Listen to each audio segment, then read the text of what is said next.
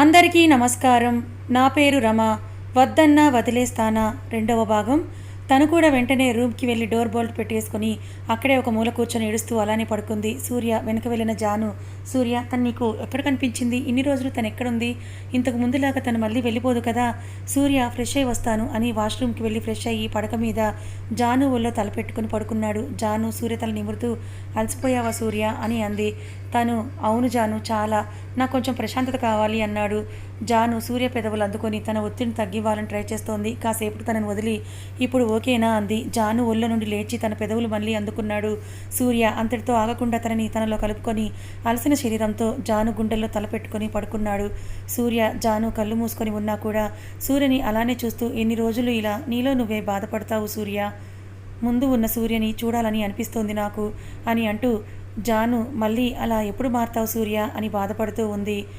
జాను కూడా పడుకుంది అలాగే సూర్యని చూస్తూ. అలా ఇద్దరు అలసిన శరీరాలతో పడుకున్నారు. జానుకి మెలకువ వచ్చి సూర్యని అలానే బెడ్ మీద పడుకోపెట్టి తను కింద ఉన్న బట్టలు వేసుకొని ఫ్రెష్ అయ్యి కిందకు వెళ్ళింది. జాను కిందకు వెళ్ళి, అత్తయ్య తను ఎక్కడని అడిగింది. ఇంకా గది నుండి బయటకు రాలేదు జాను, అక్కడే ఉంది. సరే నేను వెళ్ళి తీసుకొస్తానని తనున్న గది తలుపు తట్టింది.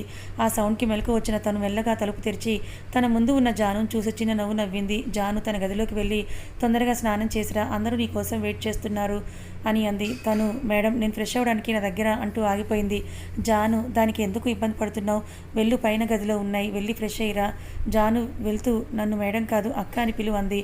తను ఓకే అని చిన్నగా తలూపింది. జాను వెళ్ళగానే తను మెల్లగా సూర్య ఉన్న రూమ్లోకి వెళ్ళింది. సూర్య ఒంటి మీద షర్ట్ లేకుండా పడుకున్నాడు. తను బెడ్ మీద ఉన్న తనను చూసి ఛీ అని అనుకుంటూ వాష్రూమ్లోకి వెళ్ళింది. వాష్రూమ్లో నుండి వస్తున్న నీళ్ళ సౌండ్కి సూర్యకి మెలకు వచ్చి, అప్పుడే లేచావా జాను అని ఒంటికి టవల్ చుట్టుకొని వాష్రూమ్ పక్కనే నిల్చున్నాడు. ఫ్రెష్ అయ్యి తను బట్టలు తీసుకొని రాలేదన్న విషయం గుర్తుకొచ్చి, ఇప్పుడు ఎలా అని సార్ పడుకున్నారు కదా, మరేం పర్వాలేదులే అని అనుకొని తన ఒంటికి టవల్ చుట్టుకొని మెల్లగా తలుపు తెరిచి బయటకు వచ్చింది. తను అలా బయటకు రాగానే బాత్రూమ్ చాటుగా నిలబడి ఉన్న సూర్య వెనుక నుండి తనని గట్టిగా హత్తుకొని తన వీపు మీద పెదవులతో రాశాడు. అంతే, తనకి నోటి నుండి మాట రావడం లేదు. సూర్య అంతటితో ఆగకుండా తనని ముందుకు తిప్పి తన పెదాలు అందుకోవాలని అనుకున్న సూర్యకి తనని చూసి కోపంగా, ఏయ్ నువ్వేంటి ఇక్కడ అని గట్టిగా అరిచి తనని బెడ్ మీదకి తోసి తను బాల్కనీలోకి వెళ్ళిపోయాడు. సూర్య గట్టిగా అరవడంతో జాను పరుగున రూమ్లోకి వెళ్ళింది. అక్కడ అమ్మాయి మంచం మీద ఏడుస్తూ కనిపించింది. జాను తన దగ్గరికి వెళ్ళి ఏం జరిగిందో తెలుసుకొని బాల్కనీలో ఉన్న సూర్య దగ్గరికి వెళ్ళి, ఏంటి సూర్య ఇది, ముందు తనంటే నీకు అంత కోపం ఎందుకు? నేనే తనని ఇక్కడ పంపాను, ముందులా తను ఈ రూమ్లోనే ఉంటుంది అని సూర్యతో అనేసరికి, నీ కోపాన్ని కంట్రోల్ చేసుకో ప్లీజ్, నా కోసం అని తన భుజం మీద తల పెట్టుకొని చెప్పింది. సూర్య జాను తల మీద ముద్దు పెట్టి, సారీ జాను, ఇంకెప్పుడు ఇలా జరగదు, సరే ఫ్రెష్ అయ్యిరా అని తను వెళ్ళిపోయింది. జాను సూర్యతో మాట్లాడుతున్న సమయంలో ఆ అమ్మాయి చీర కట్టుకొని కిందకి వెళ్ళిపోయింది. జాను కూడా కిందకు వెళ్ళి తన కోసం చూసింది. తను ఎక్కడ ఉంటుందో తెలుసు కాబట్టి ఆ తోటలోకి మొక్కల మధ్య కూర్చున్న తన దగ్గరికి వెళ్ళి సారీ అని అంది. తన చెయ్యి పట్టుకొని తను జానుని కౌగిలించుకొని, ఎందుకు అక్క, సూర్య సార్కి ఎందుకు నేనంటే అంత కోపం అని ఏడుస్తూ అడిగింది. తను తన నింపుతూ, సూర్యకి కోపం ఎక్కువే కాదను, కానీ తను ఎందుకు ఇలా మారిపోయాడో నీకు తెలుసు కదా అంది. తను కూడా అవునక్క, సార్ ఇంతకు ముందులా లేడని అంది. జాను అమ్మాయిని తీసుకొని ఇంట్లోకి వెళ్ళింది. అందరూ డైనింగ్ హాల్లో వెయిట్ చేస్తూ ఉన్నారు. ఇద్దరు బయట నుండి వచ్చి, అయ్యో క్షమించండి ఆలస్యం అయిపోయింది అంది జాను. చాముండేశ్వరి, జాహ్నవి ఏం ఆలస్యం అవ్వలేదులే, ఇంకా సూర్య రాలేదు, వెళ్ళి తీసుకొని రా అంది. జాను వెళ్తుండగా సూర్య తనకి ఎదురొచ్చాడు. రా సూర్య, నేనే నీ దగ్గరకు వస్తున్నా, పద అందరూ వెయిట్ చేస్తున్నారు. సూర్య, నానమ్మ ఏంటి కన్నా ఆలస్యమైంది అని అడిగింది.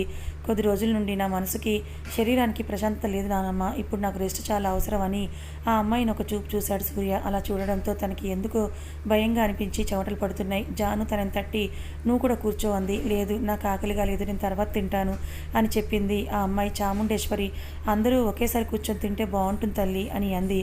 సూర్య అమ్మ నాన్న కూడా కూర్చోమ్మా అని అనడంతో ఇబ్బందిగానే కూర్చొని తింటూ ఉంది ఆ అమ్మాయి.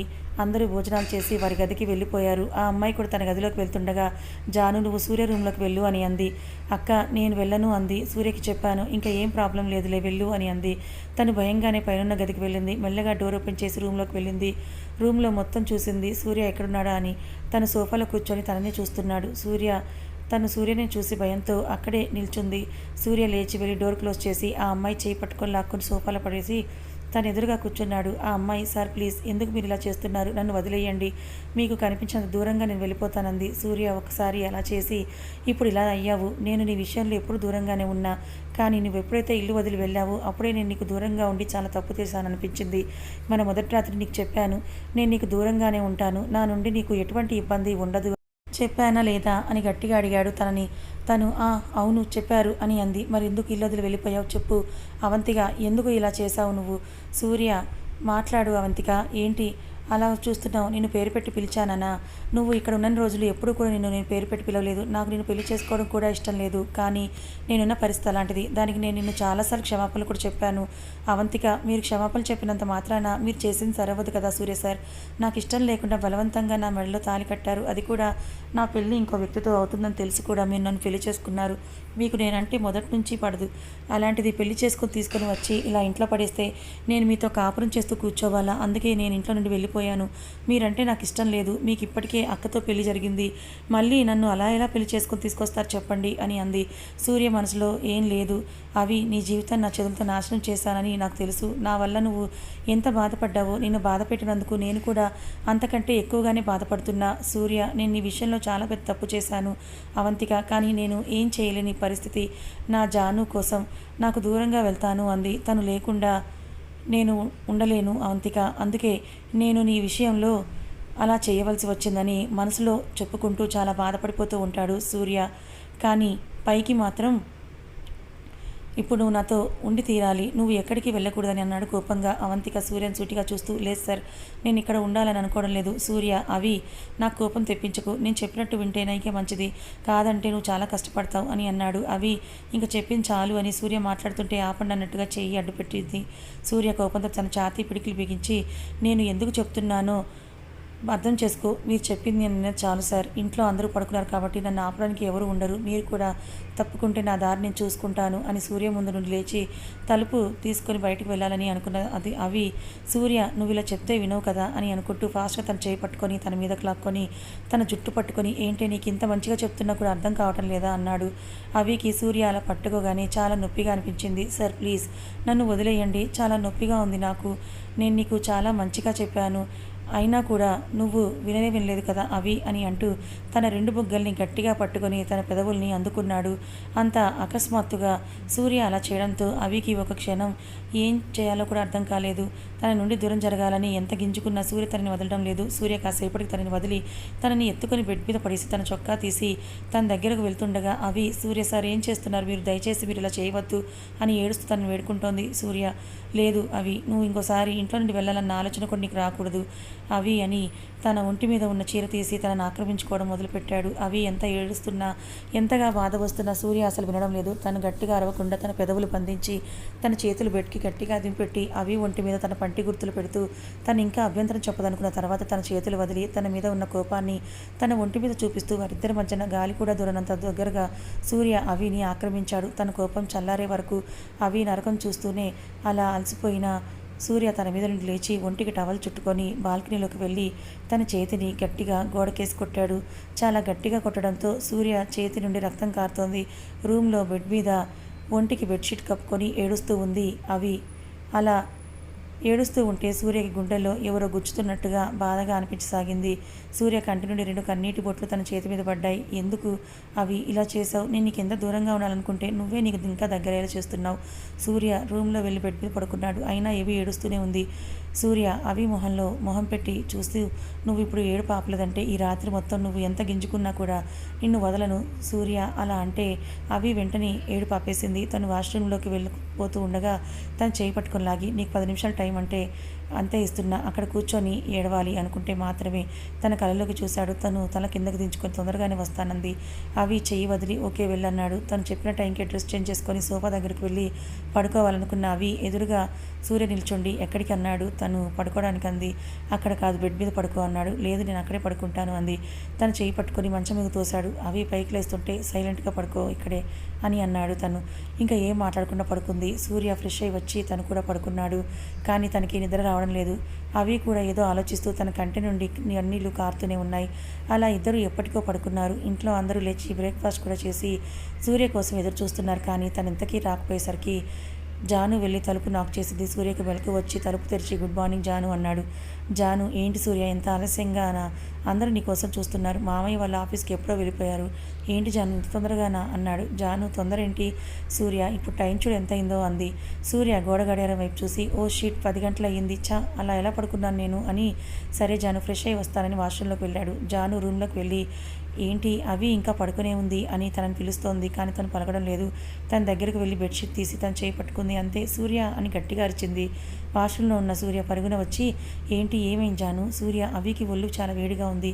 తను స్పృహలో కూడా లేదు. సూర్య నేను ఎంత పిలుస్తున్నా తను లేవడం లేదు. జాను టెన్షన్ పడడం చూసి జాను కూల్, తనకేం కాదు ఉండు నేను చూస్తాను అని తను చేయి పట్టుకొని అవి అని కదుపుతున్నా కూడా తనలో చల్లడం లేదు. జాను సూర్య నాకు భయంగా ఉంది, ప్లీజ్ ఏదో ఒకటి చెయ్యి అని అంది.